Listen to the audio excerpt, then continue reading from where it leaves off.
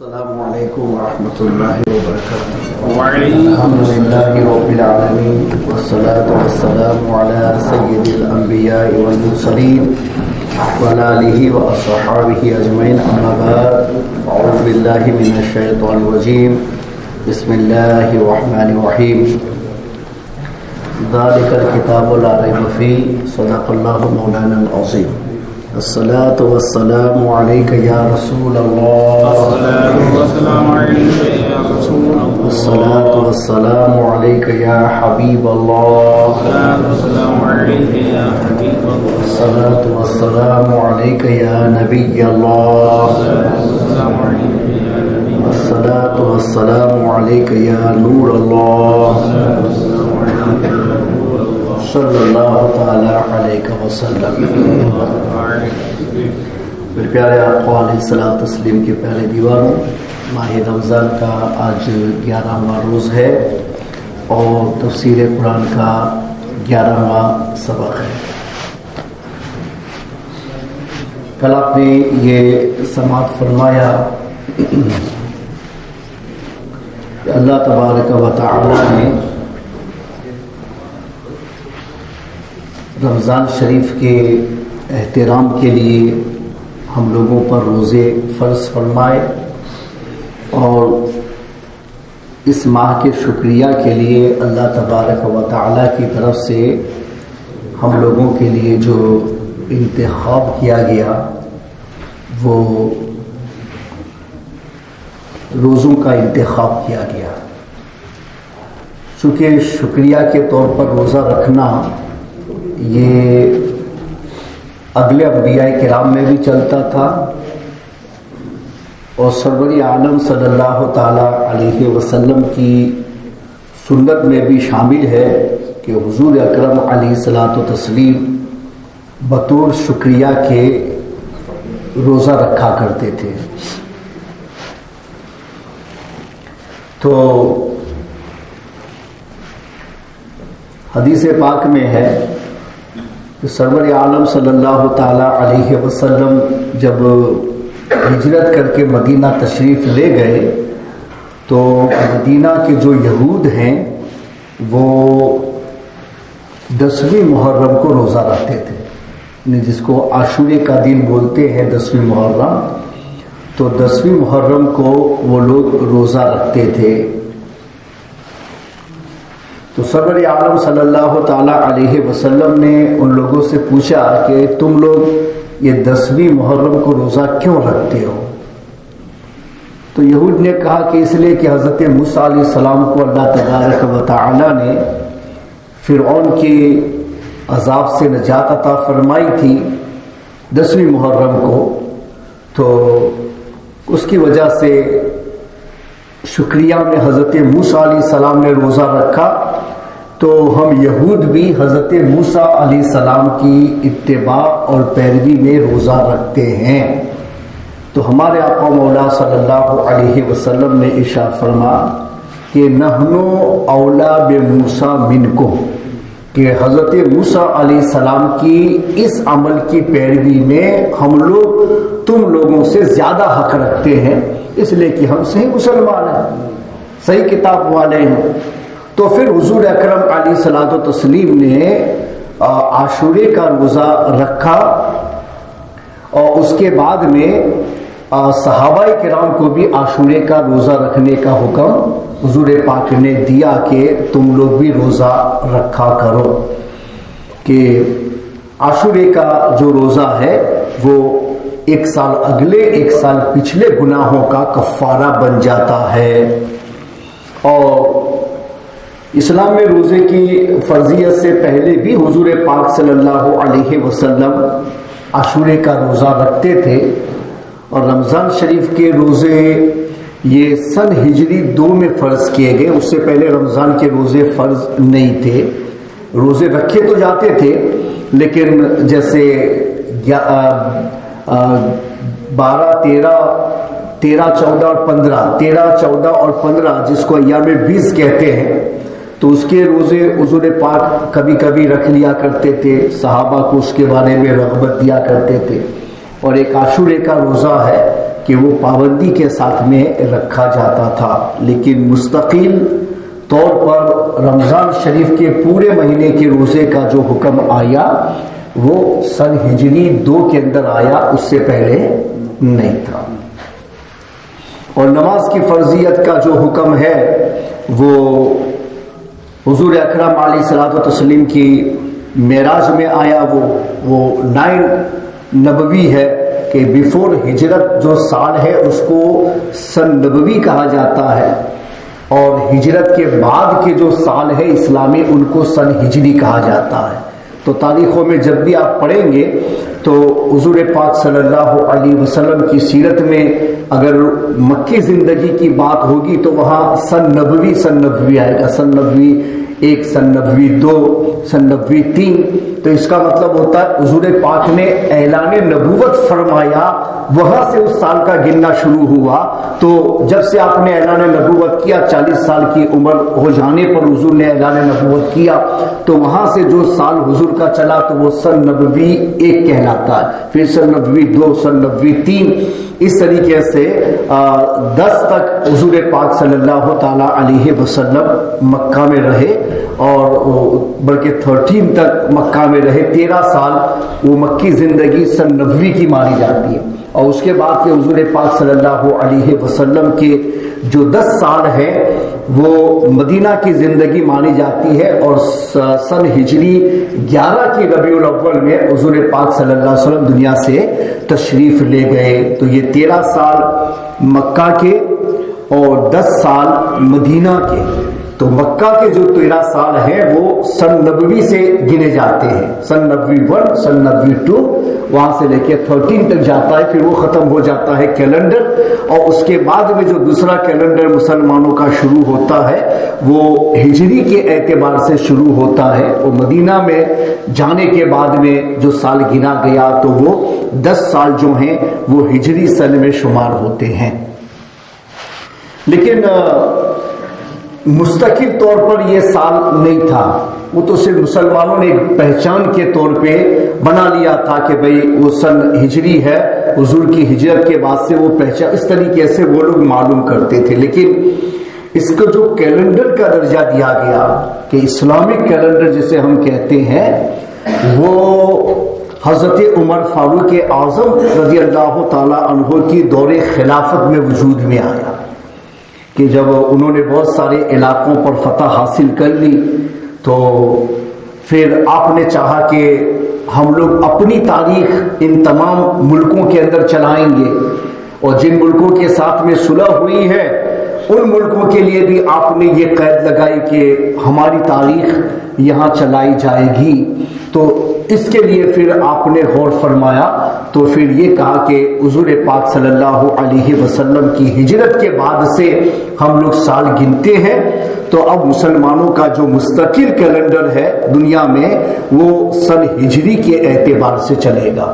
تو پھر وہاں سے لے کے عمر فاروق اعظم کی خلافت کے زمانے سے لے کر کے آج تک اور اب قیامت تک مسلمانوں کا جو کیلنڈر ہے وہ کس کے اوپر چلے گا؟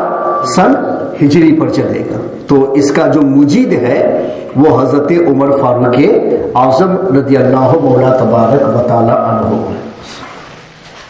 اور اسی طریقے سے جو قرآن مجید فرقان حمید کے ساتھ میں ایک تاریخ ہے وہ بھی عمر فاروق اعظم کی تاریخ ہے۔ یوں تو حکم دیا تھا حضرت ابو بکر صدیق نے، مگر قرآن کو ایک کتاب کی صورت میں لانے کے لیے سب سے پہلی مہم چلانے والے اگر کوئی ہے تو وہ کون ہے؟ حضرت عمر فاروق اعظم کے۔ جنگ یمامہ کے بعد میں پہلے مہم آپ نے چلائی تھی کہ قرآن ایک جگہ پر جمع ہو جانا چاہیے، الگ الگ جگہوں پر لکھا ہوا ہے، الگ الگ لوگوں کے پاس میں محفوظ ہے، اسے ایک جگہ پر آنا چاہیے۔ تو اس مہم میں سب سے پہلے جو فیصلہ کیا تھا وہ حضرت عمر فاروق اعظم ہے۔ پھر ان کے فیصلے پر حضرت ابو بکر صدیق تیار ہوئے، پھر حضرت زید بن ثابت کو کام سونپا گیا، اور بہت جلد قرآن مجید فرقان حمید ایک جگہ پر جمع ہو کر کے وہ آ گیا، اور اب یہ محفوظ کتاب قیامت تک کے لیے محفوظ رہے گی اور قیامت تک چلے گی۔ تو قرآن مجید فرقان حمید کی تاریخ کے ساتھ بھی ہمیشہ کے لیے نام حضرت ابو بکر صدیق کے ساتھ عمر فاروق اعظم کا بھی لگا رہے گا۔ قرآن سامنے آئے تو ان دو کا نام بھی ہمارے سامنے آئے گا، اور اسلامی کیلنڈر جب تک چلتا رہے گا وہاں تک عمر فاروق اعظم کا نام زندہ رہے گا کہ اسلامی کیلنڈر کے مجید حضرت عمر فاروق اعظم رضی اللہ تعالی عنہ ہے۔ تو نماز کی فرضیت یہ ہجرت پر ہوئی ہے تو وہ مکہ میں ہوئی ہے، لیکن وہ غالباً جو سال ہے وہ کافی اختلاف اس سلسلے میں، لیکن 9 ہجری مانا جاتا ہے کہ اس میں ہجرت کرائی گئی تھی، تو وہاں سے نماز کی فرضیت ہے۔ اس سے پہلے بھی نمازیں پڑھی جاتی تھی، لیکن حضور پاک صلی اللہ علیہ وسلم اشراق کی نماز پڑھتے تھے، اس کے علاوہ جو سن سیٹ کے وقت نماز پڑھتے تھے، مگر وہ بطور نفل کے نماز پڑھی جاتی تھی، فرضیت کے طور پہ نہیں پڑھی جاتی تھی۔ فرضیت تو اس وقت ہوتی ہے جب اللہ تبارک و تعالیٰ کی طرف سے اس عبادت کا حکم آ جاتا ہے، تو وہ حکم معراج میں بھی آیا، اور پھر حضرت جبریل امین بھی قرآن مجید فرقان حمید کی آیت بنا کر بھی وہ حکم لے کر کے آئے۔ تو یہ بدنی عبادتوں کے اندر ہے کہ اپنے نماز یہ بدنی عبادتوں میں، اور اسی طریقے سے روزہ یہ بھی بدنی عبادتوں میں ہے۔ رہ گئی زکوٰۃ وہ مالی عبادتوں میں ہے، اور حج وہ کچھ اعتبار سے مالی عبادت ہے اور کچھ اعتبار سے بدنی عبادت ہے کہ باہر سے جانے والے وہاں جائیں گے تو پیسہ بھی خرچ کرنا ہے، اور پھر وہاں چل کے ایکشن بھی کرنے ہیں، تو اس میں مال بھی لگانا ہے اور عمل بھی کرنا ہے، تو اس کو بدنی عبادت میں بھی شمار کیا جاتا ہے، مالی عبادت میں بھی شمار کیا جاتا ہے۔ مگر جو مکہ کے اندر رہتے ہیں ان کو مال لگانے کی کوئی ضرورت نہیں ہے، ان کو ایکشن کرنے ہیں، تو ان کے لیے صرف بدنی عبادت رہے گا، ہمارے لیے مالی اور بدنی دونوں رہے گا۔ تو خالص بدنی عبادتوں میں 2 عبادتیں ہیں، ایک تو نماز اور دوسرے روزہ۔ نماز کی فرضیت تو پہلے آ گئی تھی، تو رمضان شریف کے مقدس مہینے کے احترام کے لیے اللہ تبارک و تعالی نے روزوں کا انتخاب فرمایا بدنی عبادت میں، اور دین کے اندر روزے فرض فرمائے، رات کے اندر نہیں، اس لیے کہ رات میں تو آدمی یوں بھی روزے سے رہتا ہے کہ بھائی مغرب کے بعد یا عشاء کے بعد کھا لیتے ہیں تو پھر تھوڑے کچھ کھاتے ہیں، پھر آدمی سو جاتا ہے اور صبح کو اٹھ کے پھر ناشتہ کرتا ہے، تو اس کو انگلش میں کیا بولتے ہیں؟ ناشتے کو کیا بولتے ہیں؟ Break fast. آپ نے فاسٹ کھولا، یعنی رات کو تو سبھی لوگ روزہ رکھتے ہیں، اس لیے آزمائش اور امتحان اور شکریہ کا نائٹ کے روزے سے نہیں ہوتا ہے، چونکہ نائٹ میں تو سبھی روزہ رکھتے، کھا کے سو جاتے، اور پھر صبح میں ناشتہ کرتے، تو اسی کو روزے کا کھولنا ہی کہا جاتا ہے۔ اس لیے اللہ نے ہمارے لیے پورے دن کا انتخاب فرمایا کہ رات میں تو تم سوتے ہی ہو، مگر دن میں تم جاگتے ہو، تو اس وقت میں چاہتا ہوں کہ آدمی سے اکثر گناہ جو ہے وہ جاگتے میں ہوتا ہے، سونے میں تھوڑی گناہ ہوتا ہے۔ رات کو تو آدمی سوتا ہے، گناہ کم ہوتا ہے، چونکہ اگر کوئی کرے گا بھی تو پوری رات جاگے گا تو ہوگا، لیکن عام معمولات میں ایسا نہیں ہوتا ہے۔ معمولات میں ایسا ہے کہ آدمی وجعلنا اللیل لباسا، اللہ نے رات کو لباس بنایا ہے، سونے کے لیے بنایا ہے، اس لیے سورج کو سیٹ کر دیتا ہے تاکہ اندھیرا ہو جائے تو آپ کے لیے سونے میں آسانی ہو سکے۔ جب دن ہوتا ہے تو وجعلنا النہار معاشا، اللہ نے فرمایا دن کو ہم نے تمہارے معاش کے لیے بنایا ہے تاکہ تم اپنا رزق حاصل کر سکو، تو اندھیرا ہوگا تو کیسے حاصل کرو گے؟ تو اللہ نے اتنا بڑا چراغ پوری دنیا کو جلا دیا کہ آدھی دنیا کو ایک ساتھ میں روشن کرنے والا چراغ وہ اللہ نے ہمارے لیے رکھا کہ ہمیں دن میں کام کرنا ہے۔ تو دن میں عام طور پہ آدمی جاگتا ہے، رات میں سوتا ہے، یا رات کا اکثر حصہ سوتا ہے، تو گناہ جتنا انسان سے دن میں ہوتا ہے اتنا رات میں نہیں ہوتا ہے۔ رات میں گناہ کم ہے، کرنے والے الگ ہیں، وہ میں آپ کو بتا دیا تھیوری کے حساب سے۔ تو اللہ تبارک و تعالیٰ نے ہمارے دین کو محفوظ بنایا رمضان کے مقدس مہینے میں کہ مومن کا دین محفوظ ہو جائے، اس میں گناہ نہ کر سکے، نافرمانی سے بچ جائے، تاکہ قرآن کے نزول کے مہینے کا جو اس کو احترام کرنا ہے وہ اللہ فرض کر دے تو وہ احترام ہمارے لیے لازم ہو جاتا ہے کہ بھئی روزہ رکھنا ہی ہے، اب ہمارے لیے اس میں کوئی چوائس نہیں ہے کہ ہم روزہ نہ رکھیں، کہ رکھنا ہی پڑے گا، کہ بلا وجہ اگر ہم روزہ نہیں رکھتے ہیں تو بہت سخت گنہگار ہوتے ہیں۔ اور اسلامی حکومت ہو اور آپ بلا وجہ شرعی روزہ نہیں رکھتے ہیں اور اوپنلی آپ رمضان کے مقدس مہینے میں باہر کھاتے ہیں، پیتے ہیں اور سگریٹ پیتے ہیں، پان کھاتے ہیں، پچکاریاں لگاتے ہیں اور پھر چلتے ہیں اور کہو کہ رمضان کا مقدس مہینہ ہے، تو ایک مسلمان رمضان کا مہینہ چل رہا ہے اور اس میں وہ اس کا احترام نہیں کرتا اور بار کھاتا اور پیتا ہے، تو اسلامی حکومت ہو تو امام شامی نے اس کے بارے میں رد المحتار میں لکھا ہے کہ اس آدمی کو اسلامی حکومت میں قتل کر دیا جائے گا۔ کیا سزا ہوگی؟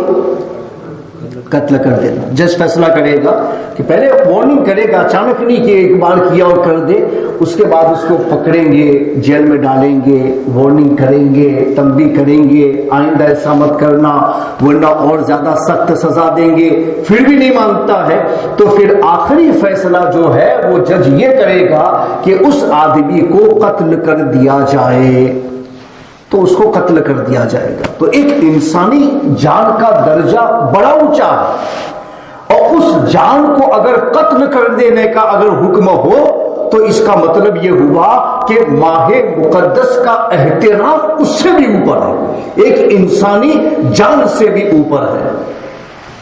جیسے قرآن نے انسانی جان کی اہمیت میں بیان فرمایا، وَمَنْ أَحْيَاهَا فَقَدْ أَنَّمَا أَحْيَا النَّاسَ جَمِيعًا، جس نے ایک جان کو زندگی بخشی گویا اس نے پوری دنیا کو زندگی بخشی، أَحْيَا النَّاسَ جَمِيعًا، تمام لوگوں کو زندگی بخشی۔ تو ایک جان کی اہمیت کہ ایک جان کو ناحق قتل کرنا، کہ ہمارے آقا مولا صلی اللہ علیہ وسلم نے ارشاد فرمایا کہ جو آدمی ایک جان کو ناحق قتل کرے گا تو اگر اس کے قتل میں پوری دنیا شریک ہو جائے، ایسے سمجھانے کے لیے ہوتا ہے کہ ایک جان کی اہمیت کیا ہے، وہ بتانے کے لیے کبھی کبھی ایسا ایگزامپل دیا جاتا، ورنہ ایسے پوسیبل نہیں کہ پوری دنیا ایک کے مارنے میں جمع ہو سکتی ہو، مگر ایگزامپل دینے کے لیے تاکہ اہمیت کا اندازہ ہو سکے۔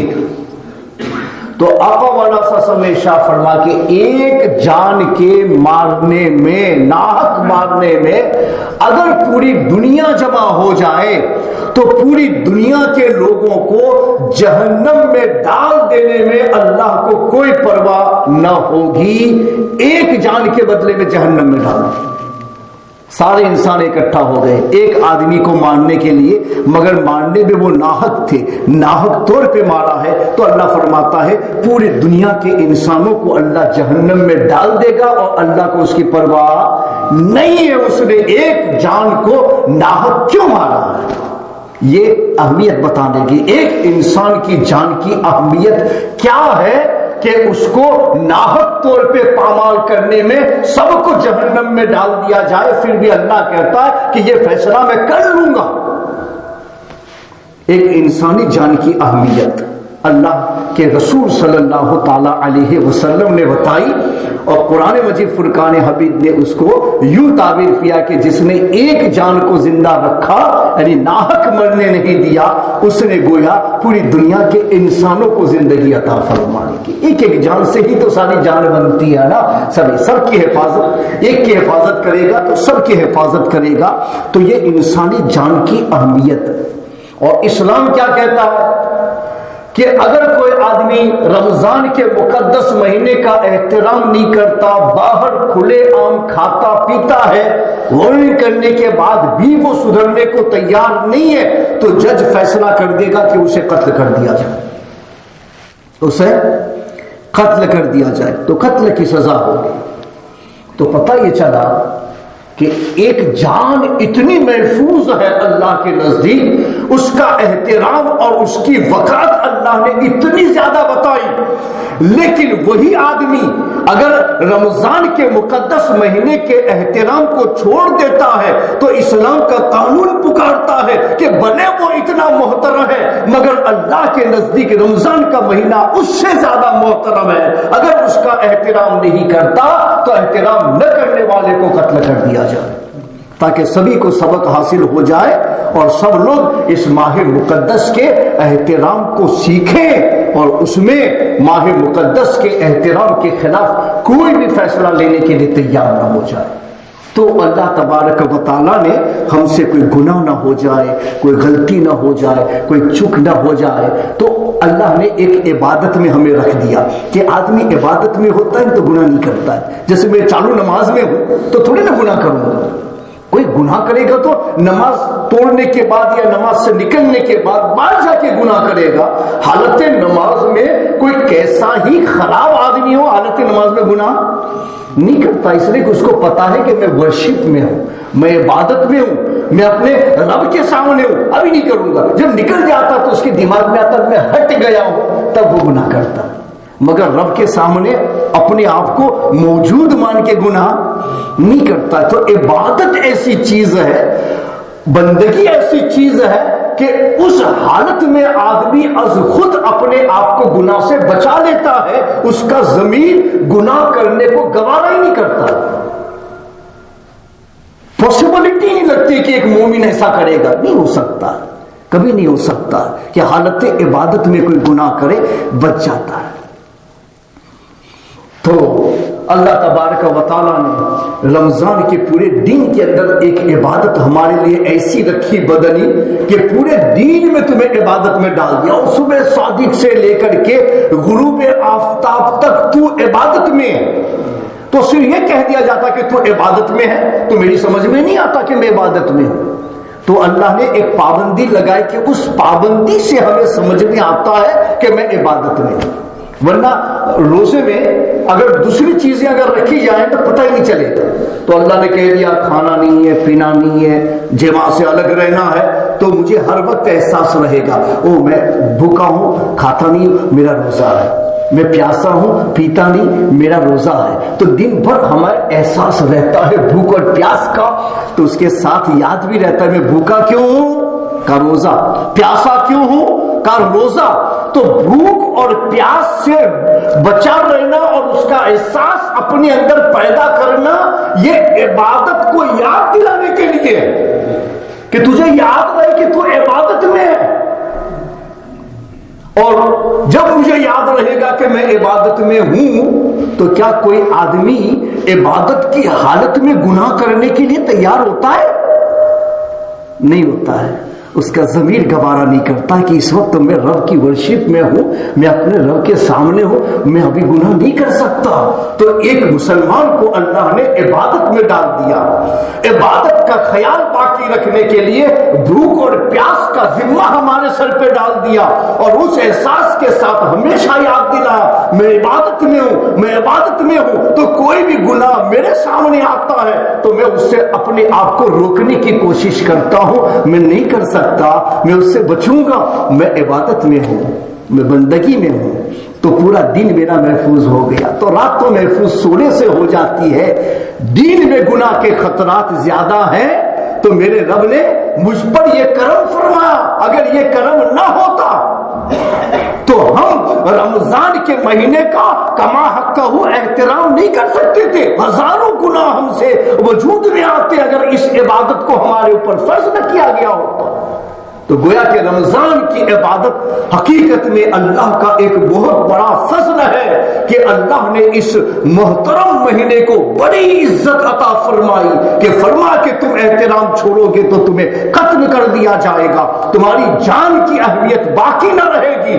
رمضان اتنا مقدس ہے تو میرے رب نے کہا کہ یہ بندہ گناہ سے کیسے بچے گا، کیسے بچے گا، لاؤ ایک عبادت و بندگی میں اس کے اوپر فرض کر دیتا ہوں ہوں تو اس عبادت کے بہانے سے وہ خود اپنے آپ کو گناہ سے روک لے گا. گویا روزہ کو فرض کر کے اللہ نے ہمارے لیے گناہ سے دین میں بچنے کا ایک بہت بڑا ذریعہ پیدا فرما دیا احترام کی بنیاد پر. اگر یہ احترام ملحوظ نہ ہوتا نا تو رمضان کا ایک ہی مہینہ تو روزہ رکھنے کا حکم ہے, باقی 11 مہینوں میں کہا آپ کو رکھنا آپ جانو, نہیں رکھنا ہے آپ جانو.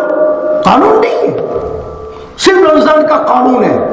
تو رمضان کا قانون صرف اہمیت بتانے کے لیے ہے کہ یہ اتنا محترم ہے کہ اس میں تو گناہ کرے گا تو رب کی نظر رحمت سے گر جائے گا.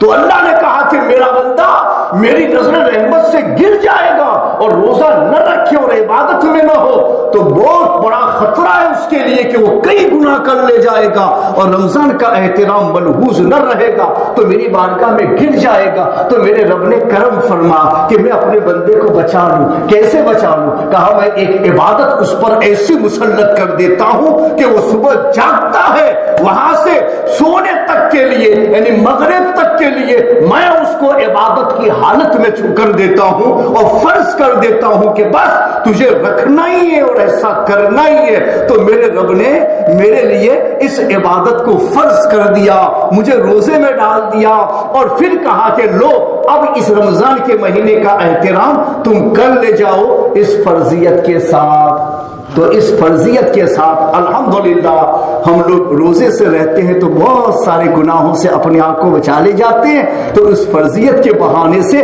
رمضان کا احترام بھی ہو جاتا ہے اور رمضان کے احترام کے خلاف کوئی عمل کرنے سے ہم اپنے آپ کو بچا لے جاتے. بعد میں تھوڑا سا وقت رہا کہ جس میں آدمی آگے پیچھے ہو سکتا تھا تو ہمارے آقا نے تراویح میں لگا دیا کہ چلو اس میں ختم قرآن پڑھو, یہ نوافل بھی میری طرف سے تم پڑھو کہ رمضان کے روزوں کا تحفہ یہ اللہ نے دیا ہے اور وہاں کی تراویح کا تحفہ رمضان کی تراویح کا تحفہ میں دیتا ہوں. گویا کہ دین میں اللہ نے روزے کا تحفہ دے کے ہمیں گناہوں سے روک لیا اور رات میں نبی نے اپنی تراویح کا تحفہ دے کر کے ہمیں گناہوں سے روک لیا. اس کے بعد سونے کا وقت ہے, میں سو گیا, پھر صبح ہوئی, پھر میں عبادت میں آ گیا. میرا دین بھی عبادت میں, میری رات بھی عبادت میں, تاکہ نہ دن میں گناہ کروں نہ رات میں گناہ کروں. رمضان کے احترام کو اللہ نے سکھایا. کیوں؟ اس لیے کہ قرآن کے نزول کا مہینہ ہے, اس کا احترام تیرے لیے لازم ہے. اور احترام میں یہ بھی لازم آتا ہے جہاں میں اس کی رسپیکٹ کروں وہاں یہ بھی لازم آتا ہے کہ اس رسپیکٹ کے اگینسٹ کچھ نہ کروں, اس کے خلاف کچھ نہ کروں.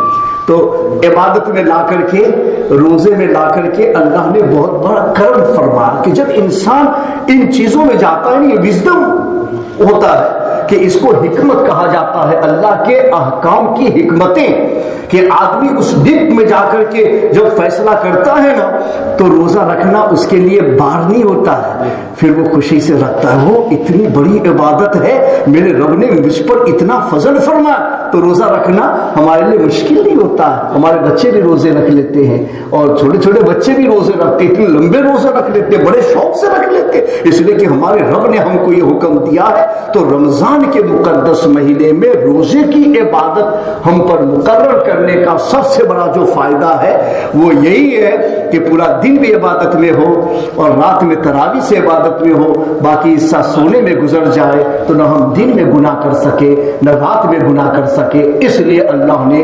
رمضان کے روزے ہم پر فرض کر کے ماہ مقدس کا احترام ہم کو سکھایا. اس پر تھوڑی تفصیل آئندہ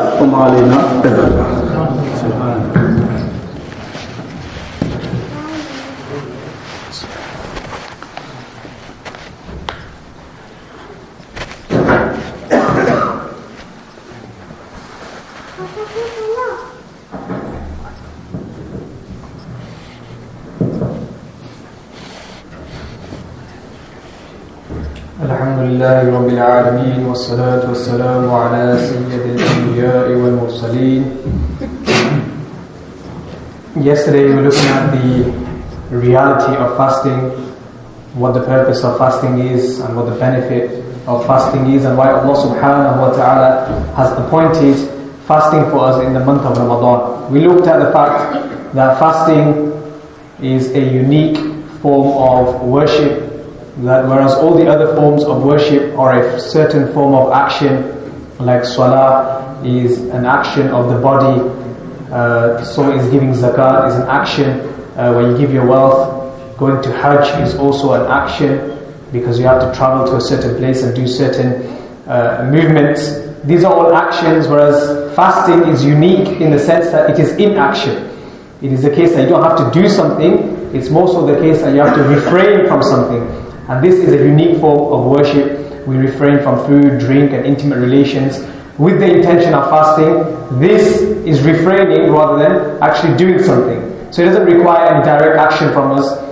And we know that refraining from something is very difficult, and the whole purpose of Allah subhanahu wa ta'ala told us to refrain from certain things, even those things that are halal. For example, eating and drinking is halal throughout the other days, aside from the month of Ramadan. But Allah subhanahu wa ta'ala prevented us from even eating and drinking during the day, which was halal in other days, but it becomes haram when a person is fasting, that he cannot consume food and drink if he is in the state of fasting. Otherwise, if he does so, his fast will break, and obviously he will get a sin for it, but it becomes haram for a person to even do the halal things. So Allah subhanahu wa ta'ala appointed fasting so that we stay away from the halal, and we also stay away from the haram, because when a person is in the state of fasting, he knows that he is in a form of worship, and that should result in a person not going towards sin as easily, because he realizes that he is in the state of fasting. And therefore this is supposed to build taqwa or piety, that if a person refrains from even the halal, he also refrains from the haram.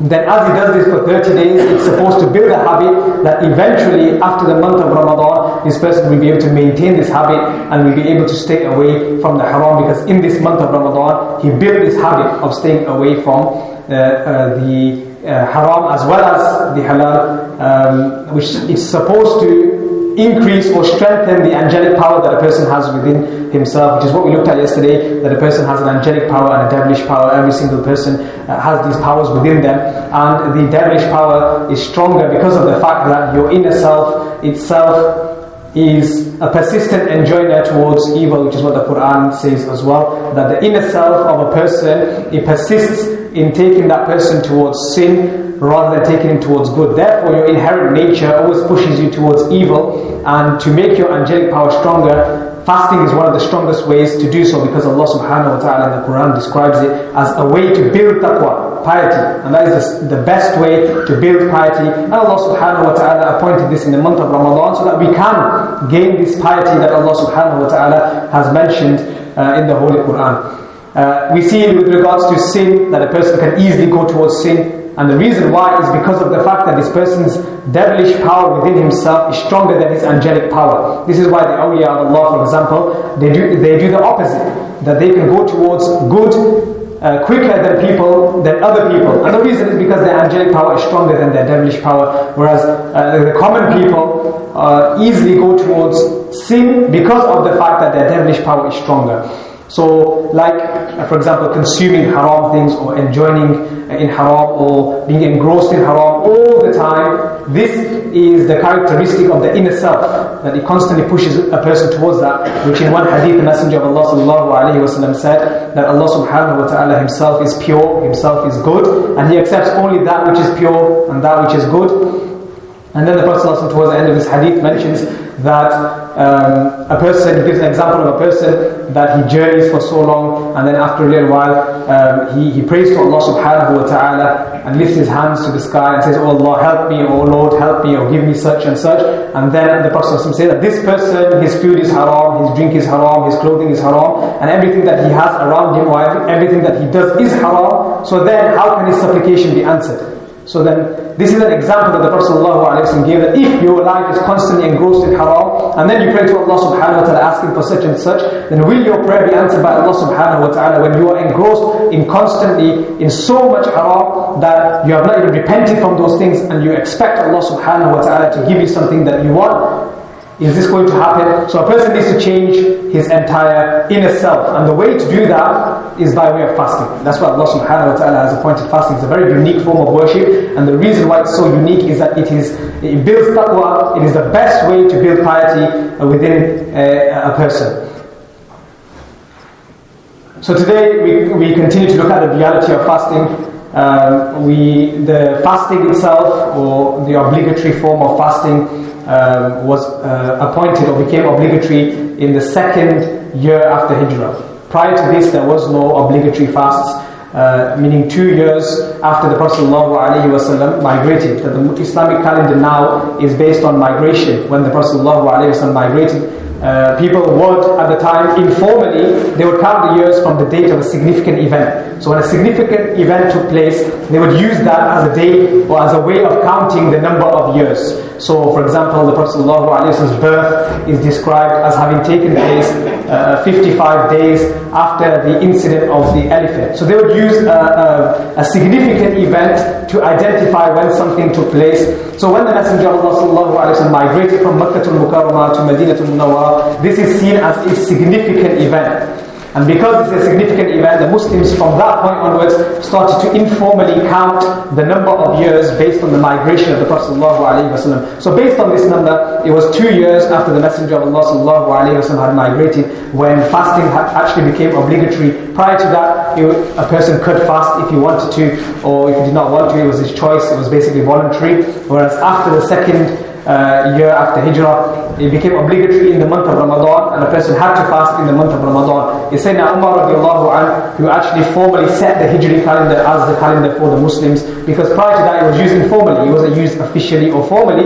Sayyidina Umar made it formal and official, and therefore we have it today as well. We use the Hijri calendar as the official calendar for counting the Muslim years. Sayyidina Umar is also the one who gave the suggestion to Sayyidina Abu Bakr. We've already looked at this previously. That Sayyidina Umar is the one who actually gave the suggestion to Sayyidina Abu Bakr for compiling the Quran into one book or in one place. Because in the time of the Prophet ﷺ, the Quran was in different places, different companions had different parts of the Quran. It was not compiled in one place.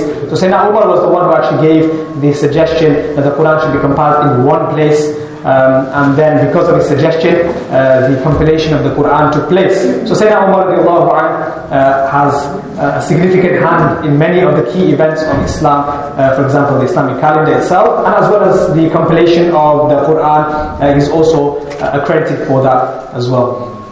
So in regards to the month of Ramadan, it is obligatory to maintain the sanctity of Ramadan. We've looked at this before in detail, that the month of Ramadan is a blessed month. So you can look at it from this perspective, that Ramadan is sanctified and blessed because of the revelation of the Quran. So we looked at it, that Allah mentioned in the Quran that the month of Ramadan is the one in which the Quran is revealed. So Allah subhanahu wa ta'ala shows the significance of the month by way of mentioning the revelation of the Quran. So the month is blessed because of the revelation of the Quran. So if the month is blessed because of the revelation of the Quran, it becomes obligatory upon us to respect that month just as we respect the Quran, because the month in which the Quran was revealed is a month that must be respected. So that this month of Ramadan, we would fall short in this month of Ramadan. We would basically be carrying out many sins like we do in normal months. We would not be able to respect the month in which the Quran was revealed. So Allah subhanahu wa ta'ala appointed fasting so that we can stay in the form of worship and maintain the respect that is due for this great month. Allah subhanahu wa ta'ala appointed fasting, so we stay away from all the sins and we can respect the month as it should be. You can look at it from this perspective as well. This is why if a person who openly breaks the sanctity of the month of Ramadan is punished by the Muslim authorities, to the point that if a person persists, then the punishment is death.